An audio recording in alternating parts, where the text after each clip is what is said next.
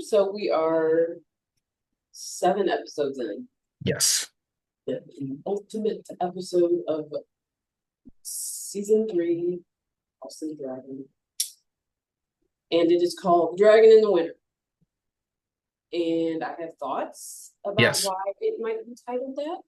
But I'm not 100% sure, because this one just kind of has me confused. This one's what? This one just kind of has me confused, you know? Yeah. Um, yeah, and it's because there's a lot of things that are just deviating from the book at this point, and I'm like, so of course we have new additions to the tapestry, right? Yes. We've got some, I don't want to say some blacks dying and some greens dying. That sounds terrible, but House Black, House Green dying, and Kristen Fall, like very visual with the arrow Yes. in the head. They are not holding back with anybody's death on that tapestry at all. And so we open with like Helaena is having obviously visions of a gray mare for some reason that shows up twice in two different visions. And her walking out of King's Landing towards like a light. And we don't know what the light is because as she's dreaming, Rhaenyra is kind of hovered over her, trying to wake her up. We hear her voice Yeah. in the background trying to wake her up. And Rhaenyra starts off like trying to be gentle with the question, you know, like, oh, I actually know who you are. I know the rest of your family thinks you're nuts, but I know you're a dreamer, and I just kind of want to know what Let's you just have know. a chat. Let's Just just let's just talk. tell me what you've been thinking about. And she's like, the color blue. And her hair's like, oh, and she, even though she knows what Helena is, she doesn't understand how the dreamer and the dreaming works. She just thinks Yes. that she sees these clear snapshots of what's going to happen, and Rhaenyra needs answers right now on, is she going down the right path? Is what she's doing, is all of this worth it? Is her son's dying? Are the dragons dying? Is people starving? Is all this upheaval, is this worth it in the end? Because is the vision that my father had or was told about, is this correct? And she then gets kind of pushy and aggressive with it when Helena's just like sewing and not wanting to be bothered with this. Right. Yeah. And it was interesting because you see her kind of come at it from a sibling angle, but then also come at it from the I'm the queen angle. And Right, it was cool to see both of those versions of herself in this little short window. right. Yeah, which is when you have incest, everything is secular in the family tree. So, Yeah. um, What a segue. well, I was gonna take a breather before we get to that part. Because like once again, they do have a conversation about the altering that dragons have on Yes, psyche. I loved And that. I think that kind of is the show in a nutshell. Is we know that dragons obviously are power, and they also symbolize the power of the Yes. Targaryens. Whether or not you're in the camp of Ormond, who believes it to be something that's not in the natural world, or for somebody like the Targaryens, it is in the natural world, and it just happens to be that we have them and we have a bond with them, and you don't understand it. That doesn't mean it's weird like you think it is, but they think it's weird. They don't, and so when you get that close to that type of power, how does it alter one's brain? And then there's those that are even Targaryens that are a little scared of it, like Lena and her father. And then there's those that very much embrace it. And just see it as a tool in some Right. ways. No, And I tools thought quite a bit in this. having a dragon changes you, and she mentioned like now you have five dragons. Like, don't you feel different? I thought that was a perfect scene of kind of making her, in a sense, look in a mirror. But it was also like a nod in a way to the audience of like, hey, you see how throughout the show, all of Game of Thrones, people with dragons view the world and themselves differently. And you even look at Knight of the Seven Kingdoms with what's his face, even though he didn't technically have a dragon at that moment, he had the blood of the dragon and felt in empowered to Invincible, yes. break that servant girl's finger because she was doing stuff in a play.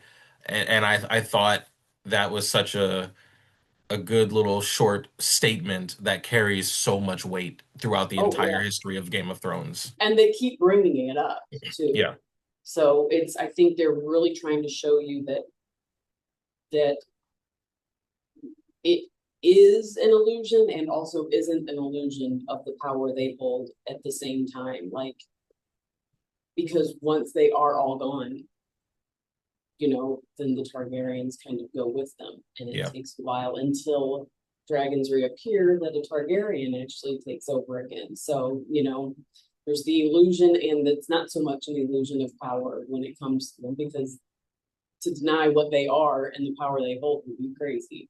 right. Yeah, so she's winning confirmation, prophecy comes true. And now we're gonna move on to the fact that Aemond has an incestly hallucination of his mother. And I called this one early. I was disgusted, but I was like, he's got to be dreaming. This has to be the witch. Like, but even yeah, she seemed confused by it. Because it's she's like, true. who do you see?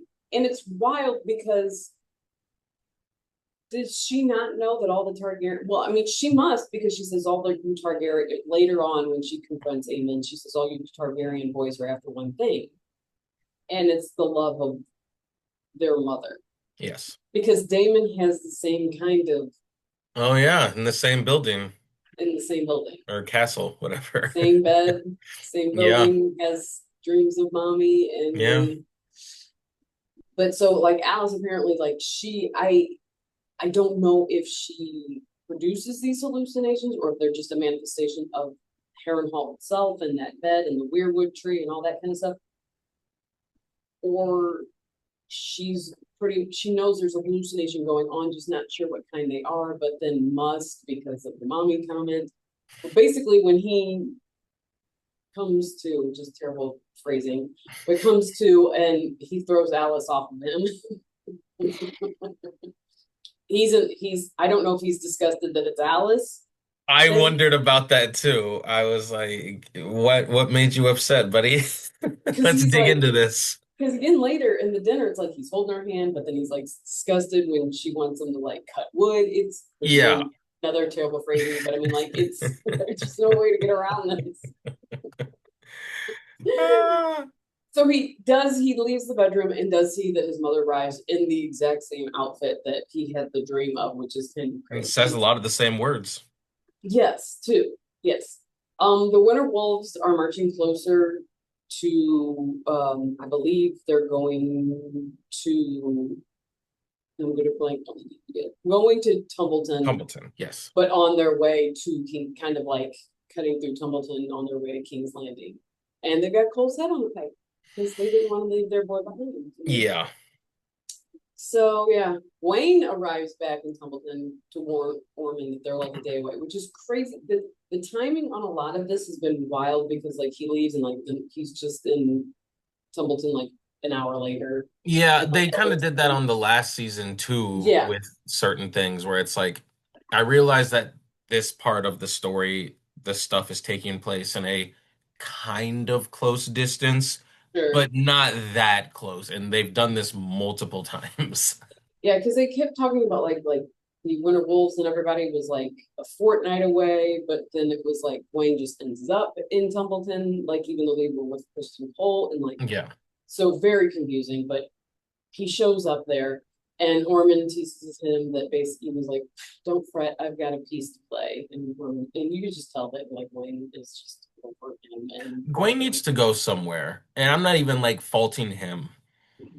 And I realize like right now the Greens are frowned upon, and so they probably do want his head on a stick. But like at some point, you just need to leave and be like, you know what, bro, you got it.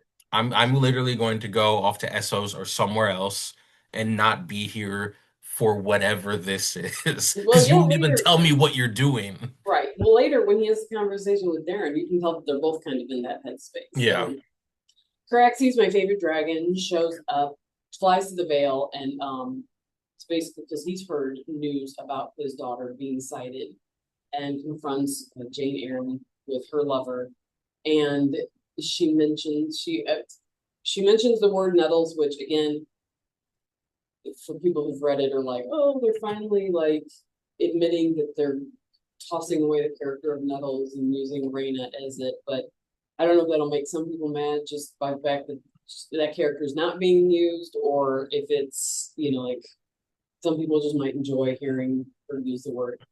But you can tell that Jane Eyre very much delights in making Damon beg, or they both enjoy making each other beg. Please, why didn't you two marry? You just annoyed each other. Right, right. You know, one thing I did find interesting, I don't know if you caught it, when Damon walks in there, pushes past all of them, which like you can get beheaded for that, goes right into the queen's room. Does she qualify as a queen, I guess? This is the lady of The the Vale. lady, she goes Mhm. right into her main thing, but he steps up onto the moon roof and is like when he walks in, he like walks, if I remember, he like steps right up onto it and is talking to her from right there. And I looked at it a couple ways. I one looked at it as like he pretty much at this point is letting you know I do not fear death. Like I'm standing on this moon roof. I got nothing to lose. So Right, like let's have this conversation and lay our cards on the table. But it also reminded me of how we talked about how Aegon has grown up and believes that he is invincible because his whole life he has been.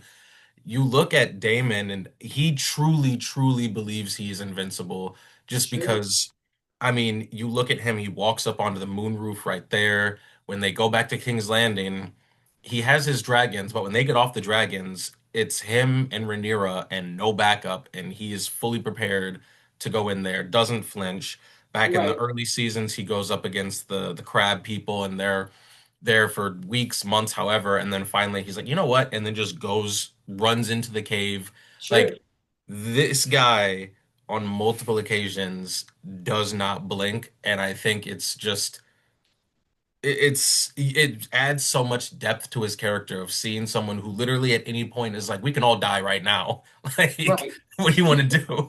Like, yeah, like, come at me, Right. and we might just go out the moon roof together. Like, I might not even Exactly. try to push you out. I might go with you. I might grab you and Right. just, like barrel hold you and just, Yeah. you don't know how crazy I am. And that's the thing. Like I think it was whether it was intentional or not, it just adds to the very much Oh like yeah, you don't know how crazy I am. And you look at all the different times in the show where he has done the crazy thing and come out the other side. I mean, even when he dressed up as one of the gold cloaks, like you just lost like 30 gold cloaks and you're like, I'm gonna dress up as one with no backup and put myself in danger. Like he truly, truly, truly is not is afraid to die, but also believes he's invincible. he's very, very much Martin Riggs in the very first Lethal Weapon, where he shows, Yes. he does it the drug deal, Yes. he's there by himself, or when they do the guy who is jumping Jump. off the building and just Yeah. handcuffs himself. Like, yes, that's like, okay, I don't know. He's like, I don't know if you're suicidal, just crazy. Right. Like, Exactly.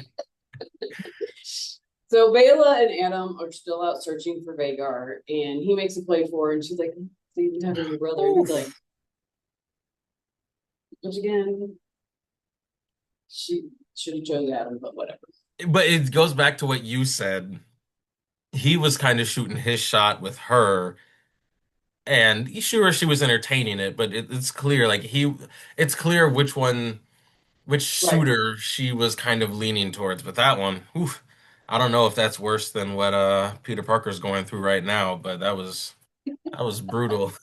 But at least in both cases, we've had these men accept rejection and Yes, not do they're something not gonna make it their entire life's purpose, like right that that just Cole become their did. personality. Yes. Because basically he kind of is asking her, like, hey, why can't you get your dad to maybe get us Right. legitimized? Because they're basically just kind of bemoaning still the fact that they're both being used, and what it's like, well, that's kind of what war is. You're a soldier in this. This is It's what happens, Yep. and he's got a dragon. So I don't. They do see Sheep Stealer out in the distance, and later, Baylor will say that they saw a rider on this dragon. Allison does give Aemond in this fable on how she made her escape. And he's still weirded out by the hallucination, making like touching her and making sure she's real and not Yeah. just, because she does say like you're all I've got, or like all I've got left is you, and that's what happened in the hallucination. And basically, she leads him to her escort, which I cannot remember his name at the moment, but basically he kills him, saying like, I don't, this guy, strangers can't be here. I can't trust anybody but strangers, which is odd because it isn't the stranger that's there to kill him. It's his mom. It's true. So Ormond is eating with Corlys. He's lamenting on different kinds of meats, if he's going to be a vegetarian, blah, blah, blah, blah, blah. He's kind of hoping and kind of throwing in his face that with no king of Driftmark right now, it'll make them less likely to march to Rhaenyra's defense in King's Landing. But of course, Corlys is kind of like, are you done? I gotta leave. Yeah. And Ormond's like, but wait, there's more. And we find out later that he, at that point, cuts off his finger with the ring attached to it. Daeron is complaining to Gawain about Ormond's plans. He's like, I don't know, be king, Rhaenyra can have the throne for all I care, but I can't. And Gawain's like, well, you could take off like Syrian. And he's like, what kind of person would I be if I deserted everybody? It's good, but I mean, like, then kill him. Like, seriously, you both were there. Kill the boy. I And I know thought that as Kinslayer. well. I know Kinslayer, not Kings. Kinslayer is very, very bad insult and very, very bad to do in that entire realm. But brother's gonna get you all killed. I feel like you've reached a point where the shame or dishonor from killing him is not as bad as the good you would do by just taking him off the board. And if you are as miserable as you seem to say, and you are terrified of him, and you don't want any of the things that he is building your future, and he's a Right. terrible person. Like, it's all bad things. It's like, hey, bro, like yeah, I get that you want to do the dishonorable thing, but like, Poison. Like get rid of him. Like right. the good outweighs the bad. You kind of have to weigh that out. And as king, you would be forced to be making that kind of decision. So I why don't you start mean, today? No time like the present. exactly. And then we have Manderley, who starts to wonder if he's the fall guy for the money, and that then the cut to Syria drinking wine like, That was funny. That was good. Because he pretty much just laid it all out. Like, he talked himself into the whole plan.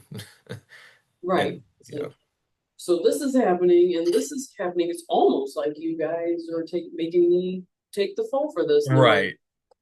yeah, Is that what we're okay, doing? like fine, fine, fine. And that's when Bela and Adam returned. Well, I mean, like, I think Lady Grey starts to complain about Harrenhal again, and Raymond was like, just take it and fortify it and just shut up. And at this time, then Bela and Adam show up to tell Rhaenyra that Sheep Stealer has a rider, which apparently you can tell by the fact that everything drowns out and she hears that buzzing noise again, that's been heavily on her mind, Yes. which is crazy. But okay, you know, that's how I feel about it because they changed that so much and made that so weird that okay, like just you could have. We will get to that later when No, no, no, wait, wait, wait, wait. So what part did they change exactly? well, like Nettles, it not being Oh, I get, Rhaenyra, so and that like whole that, storyline with and like Reyna. and that being the cause of Jace's death and stuff like that. So Right. I'm gonna get to kind of my bigger point with that when we get to the Masari with her and Masaria because of you know, I have thoughts on that too. But I mean, it's great to see them, whatever, digging each other, but I have my thoughts about the conversation that took place. Um, I'm sorry, I instantly jumps at a chance to crap on Damon because she's suspicious and she's just like, he's, he's betraying me a little bit. Which again, turns out he's not wrong. She's not wrong, but we'll get to that in a little bit. Larys, Tyland, Aegon, they're marching to, I guess, to get the ship to Bravos, as Essos, where they're going. Yeah. Tyland still doesn't like the plan. He's making it very well known. They encounter a bunch of townsfolk running from the Moontoons, Mon, Moontoons, Moontoons, Moontoons. I don't know. They're coming from Maidenville. Mootons, Mootons. Mootons. There we go. We got Yes. it. They realize that they can't make the road to the boat, and Tylen wants to head back to Rook's Rest, and that's kind of where they leave them there at that moment. We then cut to dinner time with Alicent, and Aemond. The women obviously don't like each other. Alicent is like, who is this woman? That was funny. Like, I love that it is set in this old time, but every now and then you just get like little pieces of dialogue that are very modern sounding, and just the way that with a woman sitting right there is just like, Damon, I still don't know who this woman is. I busted out laughing. As she's laughing, she's like, who is this lady? Yes. Who is Oh, so good. who is this chattering monkey? And does she speak? Right. Oh, So they don't trust each other. Alice is like, I don't think the climate agrees with her mother. Let's send her back to Old Town. Like let's just kind of get her out of here. Eamon's like, which is nope, funny because that's what Alice wants, or that's what Allison wants as well. so badly. And Eamon's like, nope, mom's staying here with us. We're going to. This is going to be a new kingdom. We're going to do all kinds of stuff. And then Alice is like, we need wood. And he throws his plate like in a temper tantrum. He's out there. Alice confronts him and says, basically, is warning him off from his mother. Like, we don't know why she's here. Be smart about this. And at the same time, Allison is out with the body of her escort and takes the knife off him and sees the nightshade to cut and point that she's going to poison him with later. Um, the guy, I think his name's Tom Tangleton. Tangleton. They run into this is Larys, Aemond, or Larys, Aegon, and Tyland come across everybody running out of Rook's Rest as well. Yes. And their group were like, listen, the Mootons are searching for that guy because he knows we're all going to do that. Me?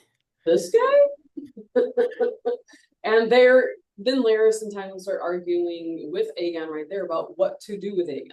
He's like what he should go here or he should go here. And Aegon eventually just has enough of everybody talking for him, tries to regain his agency, and is like, listen, I'm tired of running. I'm just gonna make a stand. I'm gonna die as a king. I'm gonna get as close to my dragon as I can. I'm like, they can just bury us together. Like that's so at this point, I know there's been rumors that people are like, well, maybe he know. I mean, yes, he is aware that his dragon is still alive when he laid on her, and but I don't think he knows this definitively. But at least No. he's just wanting to He be like, wants to believe it, or he right, just hasn't accepted that it's dead.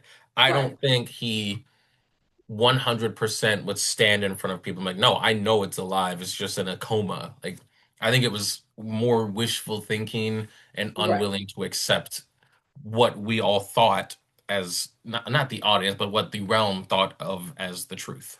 right. So we see Daemon confront Rhaena on Chief Stealer. Caraxes kind of gets Chief Stealer to land. He confronts her, admits to basically being a terrible father, and says, hey, like, we'll take on Vagar together. It doesn't have to be just you. And at that point, then Rhaenyra and Adam show up. Obviously, Rhaena accuses him of betraying her. He's like, I didn't call for nobody. Yeah. My Well, ass is in that this that flame was too. funny again. I thought you know how protective dragons are, so when he starts nipping at Sheep Stealer to get it to land, and he jumps off and starts walking over, he better than anybody knows like how protective these dragons are. And again, another situation. And of course, he knew his dragon was behind him, Right. but he gets awfully close to her, and Sheep Stealer lets out a little warning of like, "Hey, buddy, I'll kill you right here. I don't care who you are. So Rhaenyra and Adam arrive, and she discovers that Daemon knew about Rhaena the whole time. Obviously, she feels betrayed, but he's like, later, he'll say, like, what do you want me to do? I was caught Right. between a rock and a hard place here. The three dragons, obviously, since everybody is yelling at each other, the three dragons, you have Sea Smoke, Cyrex, and Caraxes decide they've had enough of Sheep Stealer's ugly face, and they just start to attack. I watched it one time. I know you said you watched about six. That I was could yeah. not take watching, even though I do my notes and I watch the show a second time. I just had to fast forward through it because to me it's like my dogs. I don't want to see my dogs fight. I That's don't want to see fair. anybody hurt. I watched it so many times. It's funny. Big sports fans might not understand my comparison I'm about to make, but what I really when they first were when the adults Targaryens are all yapping at each other and Mhm. you see the dragons behind them just swaying back and forth and hissing and making their noises at each other, all I saw was like college football players when the coach is like trying to talk and you just have the defenses all like lined up, like yelling at each other to the other team, but they're like behind their coaches. Right. That's like what I saw with these dragons. But Or the meme of now the whole house mad. The one yes, where everybody's yes, throwing hands, the dogs are fighting, yes. a kid's fighting the dog. Yes. No, it was such a suspenseful, intense scene because we've seen dragons fight in the air before, Sure. but 90% of the time, probably 100% of the time, it's been intentional. Like Sure. these dragons are out looking for a fight with Yes. another It's person that's warfare. yeah. Yes. This one, it was layered because you have the Targaryens all feeling betrayed and yelling and screaming at each other. You have the dragons who are bonded with them being threatened or seeing their riders threatened, but then also looking at the other dragons. Like it was just layered chaos. And then yeah, like once it happened, although I watched it six, seven, eight times, I still get a little uncomfortable every time because yeah, like Uncomfortable. when you see Cyrax get grabbed by the neck, I'm like, whoa. No matter how many times I've watched it, I'm still like, baby, no. Even though I know that she's not going to die right here. Right. That was But just a amazing display of CGI. and you get to really see how big they are because when you do have Yes. those up in the air battle scenes, you don't really get a sense of like a human's like perspective and size that brings Yes. to them. So that gives you a sense of like them stomping around is knocking people over just by the earth shaking, and that Yeah. you better get them out of the way because Yeah. And I there's mean, some even when they ran off to the side, I remember thinking, you're not far enough away. Like all three of you, at least Damon got on his dragon, which, right, well, still got knocked off, but that was a little bit safer. But the three of you on the ground, like you could get stomped on a tail. They could cause a right, little mini earthquake. Like you are at the mercy of these three nukes that at this moment are no longer listening to you. Their right. beef kind of started with wanting to protect you, and they still are, but now it's just like we have our own beef that we're gonna We have settle wrong over. beef, and we are not remembering you're on the ground. Like this is going Yes. to be against us, and you better just Yeah. get out of the way because that's now it's well escalated past the point of you being able to control this. Yes. So they get Rhaenyra gets Rhaena on her dragon, takes off. Daemon tells Adam to escort them back to King's Landing and that Caraxes is going to take care of Sheep Stealer, but because Daemon rolls off of Caraxes and ends up on the ground, Caraxes comes to his defense and basically allows Sheep Stealer kind of limp away, which was a great scene of like him laying there and Caraxes Yeah. like, you good, That bro? yeah, that was he was checking on him like, hey man. Which again, Ooh. just show you that like some like the ones that are pets and controllable, like controllable to a certain degree, are pretty loyal to their Yes. riders. Misaria talks to an old colleague of hers back at King's Landing, is like, hey, I'll be proxy for the queen. But basically, this madam is the one that had been with Aemond, as the mommy figure. She's kind of like, you're putting, like even though you're dressed up, you can't like dress up a pig, basically. Yep. You can't put lipstick on a pig. Like you are a whore. They're always going to see you as a whore, and you are going to be nothing, So you need once again, she kind of gets the same warning that she did from Allison earlier in an earlier episode was you Yes. need to worry for yourself. Like it doesn't matter how good of a relationship you think you've got with anybody here, you need to be taking care of yourself. You need to be focused on your needs and what you can do because at the end of the day, you don't mean anything. Like they're highborns, you're not. So she does get this. She's now gotten the same warning twice, which is why I think she makes the play that she does later on in this. Rhaenyra arrives back at King's Landing with Rhaena, basically just telling her, like, just get her in her room. I don't want to see her. I have nothing to do with her. Allison comes to Aemond and offers to leave. I think I'm having problems here. I should be like, but knowing that Aemond's like, please, please, mommy, don't go. She was like, oh, I brought you a gift. Here's some spice wine, which is Yeah. basically that with the nightshade in it to poison him. We don't see him drink it, but we will deal with that in a second.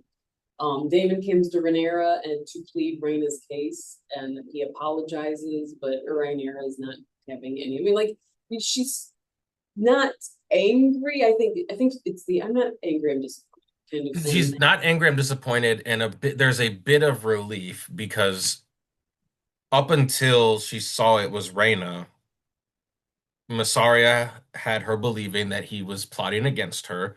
Right, And I mean, I can see how she got there.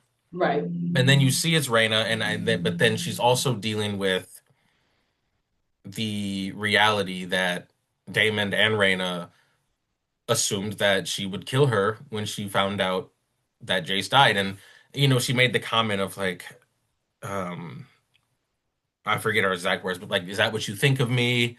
right. And all of that. And it's like, I get why she would be upset that people would think that she would kill him or kill her. But I also think, like, yeah, you can kind of see why they might. Because, yeah, even though you technically are family, and even though it wasn't on purpose, you have now lost yet another child. Like, I can see why Rhaenyra is upset that people would think that of her, but I also can 100% understand why Daemon and Rhaena would both be like, yeah, we shouldn't tell her. Yeah, because they understand that she's trying to find meaning in all of her kids' deaths. Yes. There has to be meaning behind me losing them. They can't just be being lost to random accidents and these just random acts of violence. Like there must be some higher purpose, so like I need to find justice in my son's deaths. And I haven't been able to track down Aemon and kill him for Lucerys. And now I thought I had a chance at tracking down somebody who was responsible for Jacerys's death, and I haven't been able to, like, she's and they see her desperation and wanting to make meaning out of all of this because she is losing a bunch of people. And I mean, she loses her aunt, Rhaenys, and the dragon Meleys, and she hasn't gotten Aegon back with it. I mean, Yeah. like, she's constantly losing people, and there's no retribution for any of it. So they know how like desperate she is for this. Yes. So are they kind of like, yeah, we can't see her doing anything, but she's kind of at her loose end. Like she's unraveling here. She's losing the grip on like somebody has to pay, and Yes. so far no one has paid for anything. And she has been like granting mercy and grace to people, like Allison and who she thought was originally Daeron and at Helaena. But it's like you can see at a certain point it's gonna come to an end. There's People gotta die. I mean, she's been granting them mercy. She didn't have Corlys beheaded when he right, was calling her kids bastards. She didn't have Daemon beheaded, even though right. that's her uncle husband, when he just missed multiple council meetings and is doing this and doing that. Like, I realized that, yeah, she didn't want to go full Mad King and just start cutting people's heads off or whatever. But yeah, at some It's the point whole Chris something's gonna Rock. I'm not saying it's right, right. but I Exactly, understand. exactly. We're not saying it's right. I'm just saying.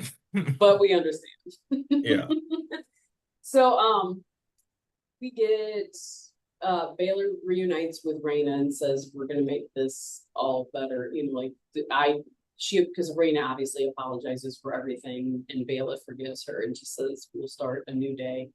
Interesting in seeing how they'll take that character and redeem her or even move away from her and if the sheep stealer will ever be part of the story again. I'm not sure, but and then we see Alan receive Corliss's finger from Ormond, obviously, but that's really kind of all we get. We don't see him take it anywhere. I'm assuming that that's going to be dealt with in the next episode.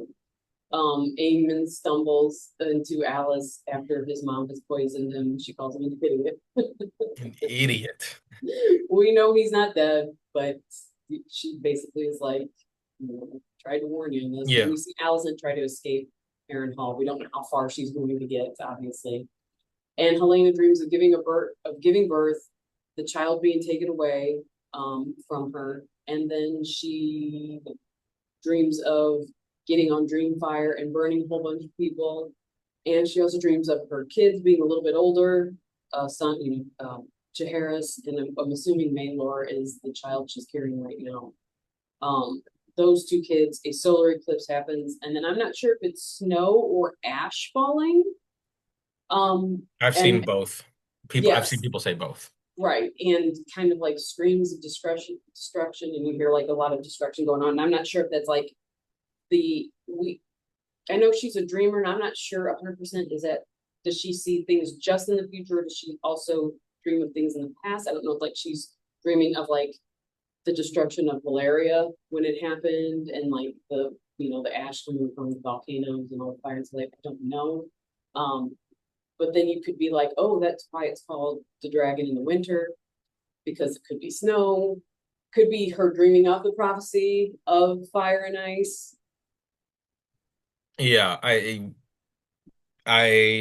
yeah, that's And kind the of where gray I'm at. mare is there again. So, is that the gray wolf? Yeah. Who knows? So she's just having visions all over the place. We don't know what any of them right now. Rhaenyra goes to Massaria to get reassurance and they become intimate. Here is my issue with this. How do I say this? They are making Rhaenyra and a lot of these women that they're writing in this victims of like all these circumstances are happening because things happening against them. And I get that there is misogyny in the story. I mean, obviously they're trying to keep Rhaenyra from being queen because this, you know, the whole Council of 101 back early on was misogynist. They didn't want a woman rule. But having all these women kind of, I don't say like nerfed, but like it's just constantly like this is being done to me and I'm such a victim and it's almost more misogynist than just letting them be victims of their own choices. Yeah. Like, oh, you give me reassurance that I'm going to be okay. Or she goes to Helaena, give me reassurance that I'm going to be okay. Or Allison's like, oh, we're always just a victim of all these men and their decisions. I get that 100%. However, you guys have had a hand in all of this. Yeah, well, that's what I said last week about Alicent when she was kind of blaming Rhaenyra or blaming the men and Rhaenyra for this, and I was like, when she gave birth, you made her like 30 seconds after she gave birth walk through the castle and do this. When you offered uh Helaena and most recently killed son Just Jaehaerys. Jaehaerys. Yeah, Yeah. because you have Jaehaera and then Jaehaerys there. Yeah. Or and then like Yeah. When she offered Helaena and Jace together, okay, yes. Allison kind of shot that one down. Like, yes, I'm not gonna say the men have not played a huge hand in this, but always being the victim when you were in lockstep for a lot of the BS that led us here. And same with Rhaenyra. Like, you have made decisions, you have done things that have led you to this point. and now you've got your Mistress of Whispers, who honestly, I like the actress that plays her. I feel like they don't know what they want to do with her character, and she's kind of just there. And she's not even a good whisperer. Like, I don't know, the bald eunuch from Game of Thrones. He would have been on top of Paris? this. Is it Yeah. Paris? Yeah, Paris. Yeah. Like, it just yeah, and okay, we're dipping into Rhaenyra's praise kink with her in the last like 30 seconds of the episode, which okay, fine. And I get that she wants reassurance because she is spiraling and she needs the prophecy, but I think you were leaning too heavily into that and just making her a complete victim with no accountability. Like everything is, oh, woe is me. Oh, this happened because of this. I never had a real chance. It just to me. Yeah, it's actually it's making like like I don't know if they're trying to make people sympathetic to them, but to me it's almost more misogynistic writing to make them all victims of somebody else in the show instead of them just taking agency and being like, yeah, did that and that really just that was not the best decision and that really sucked. Yeah. Like it's always like all of these other people are just, and again, there are going to be things that happen in the story that are going to be other people's problems. Like, is Alicent responsible for Ormond and what he's doing right now? No. But to be like, but I could also easily have it, there's escaping to Harrenhal and then there's escaping to Tumbleton and confronting my uncle, cousin, whatever he is, and being Yeah. like, you Yeah. know, like it's just, I don't like them just really weakening these women. And so like the whole like her going to Sarah, who's I don't want to be like a nobody, but being like, tell me I'm doing good. And it's like, just make, make these decisions and stand by it. I'd rather you hop on your dragon and burn King's Landing. I mean, respectfully, my girl Daenerys, even though she turned into a crazy villain, at least she stood 10 toes down on what she wanted to do. She just did it. She just did it. Right. Yeah. So that Did was that kind of, lead to her demise? Yes, but like that was you. Do you yeah. said, you know what? I hear the bells, I see the smoke, whatever it is. I don't care. I'm doing what I'm doing. And that's kind of was my issue that I said I was going to get to later with the scene is because it's just, I just let them make the decision and stand by it and just suffer the consequences or whatever they may be. Because it's exactly how you would write a dude, so like just let it happen. Yeah. You don't have, the women don't have to be sympathetic creatures in these shows. They prove that with Cersei. You don't have to be a sympathetic female character. That's You can true. be a hated one. You can be one that's like what's her face that drugged Joffrey. Oh, May I was just talking to somebody about her because they were listing all the women in Game of Thrones that I would submit myself to, and she was on the list. You even had like Lady Mormont. I mean, like she stood on principle. Yes. Like they made these decisions. And just I don't agree with this. I don't like that's ever almost every episode is one of them like playing victim. Just let Especially they for don't how they've built her up with these seasons and even down to the wardrobe, where she's not right. walking around with the gown. She's walking around battle ready. She's got the pointed shoulders. Like she walks into a room and you're like, oh, like she's in charge. And then she opens her mouth and it turns into, oh no, oh, and it's like, oh, okay, never mind. Not what I expected. No, I expected not what I'm liking very much at the moment. Yeah. We have Thailand and Aegon are confronted by the Mutant army. Aegon finally makes a stand. He's giving a whole speech, which I don't understand how he doesn't hear the dragon coming up behind him, but Because his still, ears have been melted. It's just I little assume little because like holes right here. he really thinks he's doing something because the army starts backing away because they see Sunfire approaching from the distance. Even Thailand's like, I was gonna say Tylen is literally right next to him and he hears it, so it had right. to be that his eardrums were melted. He's a boy can't hear anymore, thinks everybody's scared of him. Sunfire basically comes to his rescue and burns, the Listen, troops. that Not all of was them. a speech. That That was was a a speech. speech. I was sitting there and I saw a tweet and someone's like, "Hey man, I might have to be honest." Which goes back to what you're saying, like the way Rhaenyra's acting and the way Aegon was talking. Aegon might be my king. I don't know. Right. And like this, okay, that goes to show you again the juxtaposition and how they write them is Aegon was being the woe is me, blah, blah, blah, blah, blah. And he had somebody say to him, you're just a terrible person. He had a cripple tell him that, and that man did a 180. On Rhaenyra is just like, no, like some of this is on you. Yeah, Like sorry could be like, I saw you get cut on the throne. We all know that this ain't gonna be long. yeah. And Eh, again, like to me, that's the difference. It's like they very much leaned in again, and I know that again, Aegon tried to play the victim card, but nobody around him in his circle was letting him have it. He doesn't even have to be like none of these people have to be sympathetic creatures at all. None of them do. Yeah. You don't have to root for anybody. You can just be a witness to a good story. They Like there saw doesn't. that throughout the first two seasons, the overwhelming support was going to House Black. Right. And we were all sympathizing for Rhaenyra because we know she was cheated out of the throne. And so, Sure. like, in that way, we did sympathize with her. And it's almost like the writers took that and said, let's make sure that they continue to sympathize with her. And it's like, or just write these characters to be characters trying to conquer, Navigate a civil navigate. war. Yeah.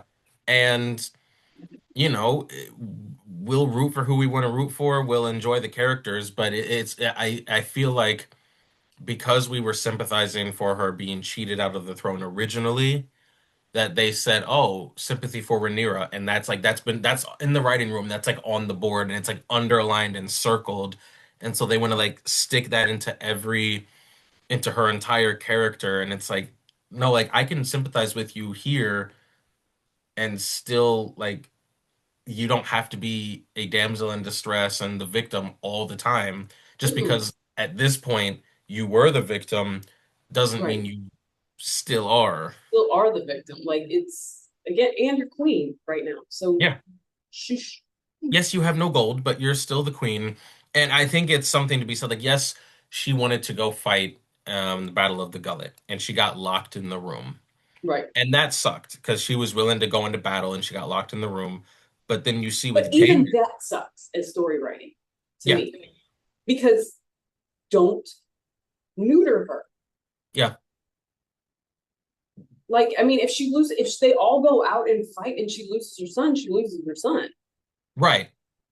And she can be heartbroken and all that, but they basically took her out of the fight and, You're a woman, you can't do yeah, this. lock her in the room. I mean, Aegon showed up to fight.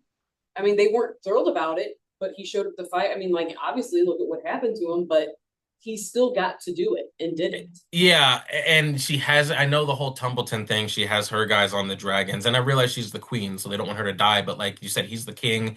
He went out there, and then it's proven that if she wants to go to these places, she will, because the moment she thought that Damon and Sheep Stealer were plotting, I like, guess who showed up on a dragon, ready to handle business and see what's going on. So, like, if you want to go see what's going on in Tumbleton, or you want to do this, that, and the third, you could, You're the but queen. instead you're hanging out in your tower, having your mistress tell you what you want to hear while you continue to play the victim. Like, Yeah. I get I get what you're saying, and I don't disagree. And I, yeah, and you see Aegon, and yeah, it was maybe a quick turnaround, but you had the Lannister and Larys both tell him you're a nobody, you're a victim, you're a bad person. Then you had the whole poop boot kissing. Like he had different things that developed his character, and I feel like with Rhaenyra, everything that's been happening is just weak, I Yeah, guess. it's just to her, and like she just again, she's not given any kind of we don't have to be no, you don't have to. Nobody has to be sympathetic in They this. said They she's no all longer playing the Game of Thrones. Well, technically, they said Ormond is currently the only person playing the Game of Thrones. Everybody else is kind of just. And again, they're in the middle of a war. Like I realize that, but yeah, I get what you're saying. yeah, it's interesting because I wonder if they'll change that any as it goes on. Like again, make them terrible people. I don't care. Like that's not they don't have to be great. Like that They was want kind us of to be rooting for certain characters, and sometimes you don't have a Jon Snow anymore. You don't have a moral exactly. compass. You don't have a moral compass anymore. Like, and But that's they okay. want her to be that, I think. Right. And that's only when Sansa wasn't stopped being a victim was she interesting. Yeah. You know, when she was queen and unapologetically queen or lady of the North was when it was just like, okay, you know, and Arya never like, it's like, again, they don't have to be sympathetic creatures. Stop treating women like that. Yeah. So, anyways, we end this with we see Ulf sharing a cup of ale with Ormond, and basically Ormond convinces him to flip side by saying, like, don't take this look. Yeah, you don't want this small little town. I'll give you Driftmark visiting everybody. Brother probably has never been on a boat in his life, but he's gonna go ahead and make him Lord of the ships or Lord of the sea, like. Yeah. And instantly, Ulf was like, "I just wanted somebody again. I just wanted somebody to tell me I was pretty." Everybody has yeah, they all have their praise kink, and it is what it is. I mean, obviously we saw this coming, so this wasn't like a Right. shock, but you do see like yeah, Ormond kind of understands. Obviously he has an angle, but he is being strategic. And even though well, whoever the actor is doing a phenomenal job, but even though I hate him and his chiseled jawline, he is playing the Game of Thrones correctly. He's being strategic. He's taking dragons off the board. He kidnapped Corlys. Still question how they found him so easily, but whatever. Right. Like he's now appealing to his son with his dad's finger. Like he is playing the game the right way. I can appreciate that. It seems like everyone else has kind of lost sight of that. Daemon hasn't necessarily lost sight. Obviously, he was distracted with the whole sheep stealer Rhaena situation. Sure. But he has, for the most part, been focused. But he has, Right. to his credit, he has not been openly defying Rhaenyra. He's No. just been publicly disagreeing with her choices, with whether it's what to do with the money or anything like that. But it seems like Ormond is the only one that's locked in, and you see the pieces on the chessboard moving because he has a singular goal for the kingdom. Everybody else is focused on other things. Yeah, I mean, Damon is doing everything she asks. Yep. She wanted him to stay in the city, take care of the gold cloak situation. He tried, you know, like he's doing that. And then it's like, no, I need you to go here. I need you to go here. Like, I need you to, like, get me sheep stealer's rider. He brings, I mean, even though it's farce, he brings him, like, just whatever you're needing me to do, I've done it, you know, like I that. might not be So, happy about it, and I will let you know I disagree, but I do it, which then goes back to right. Mysaria, who is weaseling her way. And I'm glad that you added the context of she's now had that talk from two different people from two different sides of the spectrum tell her essentially the same thing, which adds to why she was sitting there with the coochie at eye level for Rhaenyra. She's making a play the only way she knows how because she now has two people from two opposite sides have both said no matter what clothes you put on, no matter how close you stand to the throne, when push comes to shove, you're the first one that's getting booted because you will always be what you were. She's trying to solidify that position right now. Like, Yes. that's that she's trying to, she's not like, Rhaenyra went to her for reassurance. Essentially, she's trying to get reassurance from Rhaenyra, like, no, no, no, we're good. You know, like we're close. And Yeah. even though I know you've been trying to play me against my husband uncle, that like we're good. You know, we're close. We'll always be close. So Yeah. who knows where this is going? But we know there's a good chance that next episode, the finale, is going to be Battle at Templeton. like things are coming to a head with the winter wolves and everybody showing up. Um, it's not as well. I mean, it'll be a spoiler, but I'll say this: just don't worry about the winter wolves. Don't worry about the what? The winter wolves too much. Just don't. They're locked in Yeah, for a while. that's good. They they they want to see this thing to the bitter end. And I think that's something that, and I'll probably speak on it more, looking at this season as a whole. There's still one episode left. Right. I wish that, and I know it might be sound contradictory because I've said I love that we get episodes that push the story forward and have good stories, not just Sure. battles all the time. I wish we got more of the Winter Wolves. We got the Battle of the Gullet in the first episode. We got the big dragon fight this episode 7. I wish that at some point in the middle we had a battle with the Winter Wolves because there was the one when Jace died. We came in at the end of that battle where Daemon and them are all singing, and then obviously they had the traps for Cole and his guys, and there was a little mini skirmish where Cole died, where they fought those like 6 or 7 guys before they got surrounded. I think, and I'll have my full thoughts on the season obviously next week, Sure. but I think we missed a battle in the middle somewhere. Not that I need, again, I don't need a battle every episode, but I think it would have been cool to see a battle, whether it be the Winter Wolves or someone kind of in between. I have to believe that they're going to give us that in the final episode and Sure. not them get to the gate and then be like, oh man, next season, find out what happens. Right. Right. There's a few they if they wouldn't have I don't even want to say they drug out the season. I don't really feel like they have because there are a lot of things that did happen. And there's a lot of things still to happen. But I feel like if they would have started taking yes, they have taken major players off the board, yes, in this series, but not, I believe, as fast as kind of what it happens in the book. That's where I I'm at. Not even in the Then book, you but just would in get general. to more of the tertiary like characters, which I guess like maybe they're thinking that people don't want to see them, but I think they kind of underestimate the audience. Like we don't actually and it's hard to say like we as a group. I'm just maybe I mean speaking for myself. I don't know who I'm speaking for, but I don't think in this story, I think the people who have read the book, we didn't care so much about um getting to care about characters for too long because we knew it was just chaos and melee and just like constant people dying and all these battles.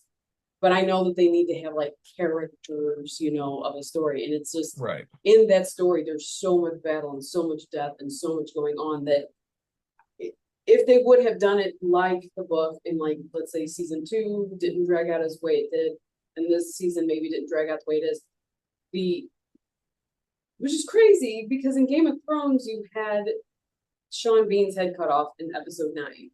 You shouldn't be afraid on HBO, a Game of Thrones series, to be taking out major players a couple a season. I think that's how I feel. I'm not thinking that they've necessarily drug the whole thing out. Like this isn't Sure, drug out as in the second season, and I don't think it's drug out as in the Acolyte where they saved kind of sure, everything till the final episode.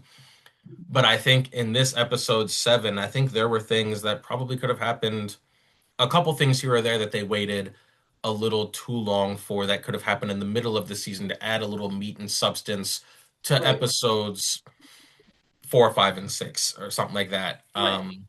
Again, it is not bad, and I obviously will have my full thoughts as you will once it's officially over. But I think coming up on the episode 7, I agree with you that they've kind of drug out some of the deaths. Like, here's my thing. You killed my girl Rhaenys, the queen that never. Once you killed her, I didn't care about nobody. Like, you kill them all now. I don't care. You took her off the board. You broke my heart. Everybody could have died the next episode. Like, You could have added so many characters and had it being and have the roster being overturned so much. But Yes. again, maybe some people would have checked out and been like, well, you can't. But I mean, like that was the whole thing of Game of Thrones, was always the joke that we, everybody who watched it, and then people who watched it, like you, who watched it later, was the one phrase you always heard from people is, don't get attached to anybody. Yep. Don't get attached. Don't get Doesn't attached. mean And that I it's a think, bad story. Doesn't mean that it didn't have you on the edge of your seat. Didn't yep, mean any of that. But don't get attached. agreed. And I feel like you could have done that. You couldn't, maybe you wouldn't have found reasons to neuter and to weaken Rhaenyra and Alicent if you would have just kept the story rolling the way it's Yeah. supposed to, where like you're not supposed to root anybody, nobody's sympathetic, just keep the story going, show how just chaotic and crazy, and there's just, because eventually if they take the story where it goes, is there are going to be people who try to claim the throne that haven't, like, that aren't in your main core characters right now. So it's like everybody kind of tries to claim, like, I'm an heir and I'm an heir, Yeah. like, and I have every right to it. And these are people we haven't even seen yet. So it's like, are you doing that? Or are you just going to try to make a story out of where there isn't one? And again, we know how that turns out. Yeah. So on that note, we're going to leave it because we got the finale next week. And later on this week, we are going to record the 5, 6, 7, and 8 episodes of X-Men 97. And we're going to do the finale for, obviously, next week. We're going to have the finale on its own. Yes. We'll have the 2 finales in the same week. Yes. Yeah. Yeah. So excited to see that. And we will talk to you later. Bye.